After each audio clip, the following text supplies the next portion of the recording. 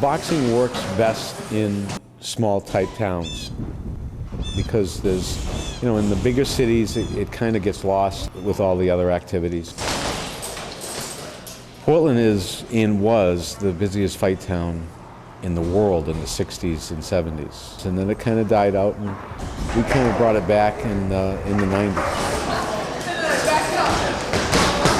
From the purist standpoint, it's a man's sport.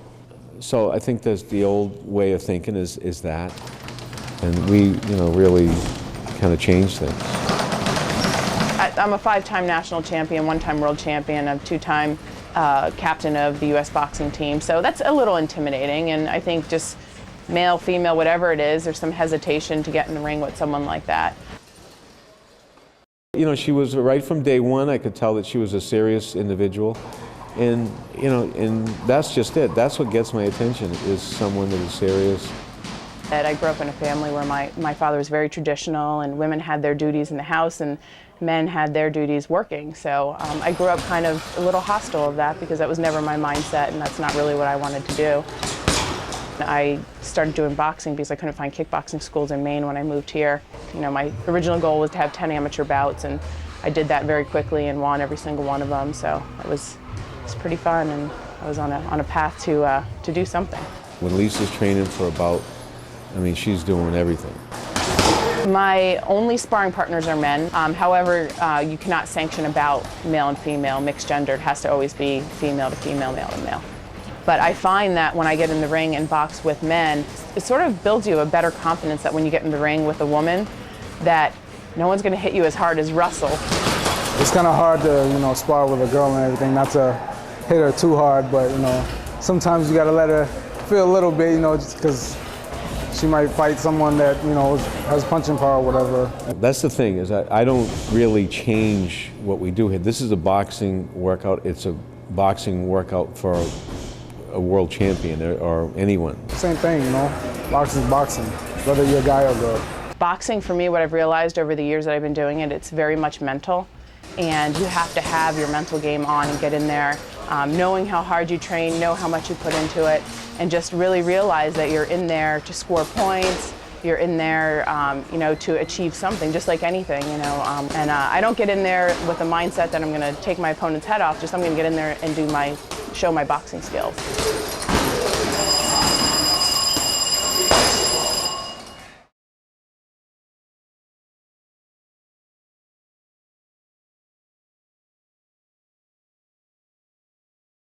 And in 2006, I went to the U.S. Nationals in Colorado Springs, Colorado, and I realized that there was a very, very obvious distinction between how the male athletes were being treated and the female athletes. The perfect scenario was set in regard to that, because I had a male that won the New England Championship, and I also had a female.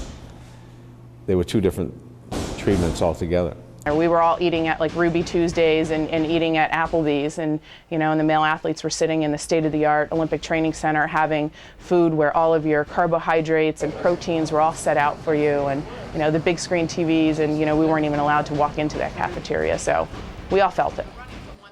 Even though that the girls' national championship was at the Olympic Training Center, we weren't allowed to eat in the cafeteria. We were really treated like second-class citizens, and it really made me sad. And for the first time ever, I felt really horrible being a female, and I felt like less of an athlete. But she wasn't treated fairly, and it was recognized. And I realized when I came back that just wasn't fair. It wasn't fair for me, and it wasn't fair for any of my teammates, my female teammates out there. We sued USA Boxing because of unfair treatment. She sued us, and they settled. She was discriminated, and they settled. And USA Boxing settled, and USA Boxing New England settled. As a result of the lawsuit, they have changed their policies. I think I blazed a trail for women, for USA Boxing in particular, to realize that women should be treated just like the male athletes. And I really put that on their radar screen, and I feel like I've made a lot of headway with that. This is my last year, actually. Yeah. Boxing is the only sport that has an age limit. So you can box amateur boxing and Olympic boxing until your 35th birthday, which will be coming up in 2010. So really my goal now is to teach other people about boxing, male and female, young and old, and just the benefits of boxing, and just really continue to push to make this an equal sport for male and female.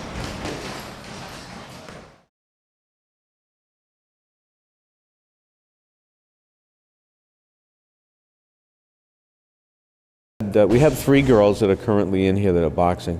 And Lisa, of course, has won 5 national championships, so she's going to run out of road in the sense of age.